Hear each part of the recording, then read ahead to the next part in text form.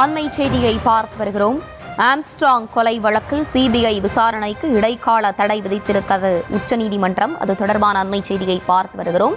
CBI விசாரணைக்கு உச்சநீதிமன்றம் இடைக்கால தடை விதித்திருக்கிறது. கூடுதல் விவரங்களோடு இணைகிறார் நம்முடைய செய்தியாளர் மதியழகன். மதியழகன், வணக்கம். விவரங்களை வழங்கலாம். பகுஜன் சமாஜ் கட்சியின் தமிழ்நாடு தலைவராக இருந்த ஆம்ஸ்ட்ராங் 2024ஆம் ஆண்டு ஜூலை 5ஆம் தேதி வெற்றி படுகொலை செய்யப்பட்டார். இந்த வழக்கில் 27 பேருக்கு மேல் கைது செய்யப்பட்டனர்.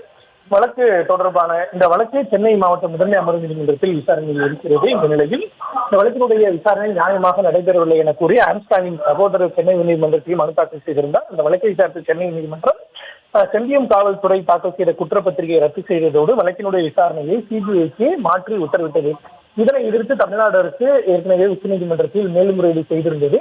அந்த மனுவை விசாரித்த உச்சநீதிமன்றம் குற்றப்பத்திரிகையை ரத்து செய்த உத்தரவுக்கு மட்டும் இடைக்கால தடை விதித்து சிபிஐ விசாரணைக்கு தடை விதிக்க மறுத்திருந்தது. இந்த நிலையில் அந்த உத்தரவை திரும்ப பெற தமிழ்நாடு அரசு தரப்பில் ஒரு இடையீட்டு மனுவும் தாக்கல் செய்யப்பட்டிருந்தது. இந்த நிலையில் இந்த அனைத்து மனுக்களும் இன்றைய தினம் உச்சநீதிமன்றத்தில் நீதிபதி ஜே.கே. மகேஸ்வரி தலைமையிலான அமர்வில் விசாரணைக்கு வந்தது.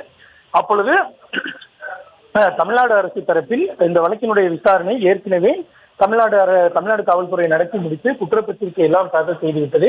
இந்த நிலையில் இந்த வழக்கினுடைய விசாரணையானது சிபிஐக்கு மாற்றப்பட்டு இருக்கிறது.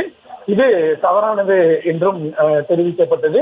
மேலும் அந்த சிபிஐ விசாரணைக்கு மாற்றிய உத்தரவுக்கு இடைக்கால தடை விதிக்க வேண்டும் என்றும், மேலும் வழக்கு சிபிஐ விசாரணைக்கு மாற்றப்பட்டதால் சிலர் அதனை காரணமாக வைத்து ஜாமீன் பெற்று விட்டதாகவும் தெரிவிக்கப்பட்டது. இதற்கு ஆம்ஸ்ட்ராங்கினுடைய சகோதரர் தரப்பில் எதிர்ப்பு தெரிவிக்கப்பட்டது.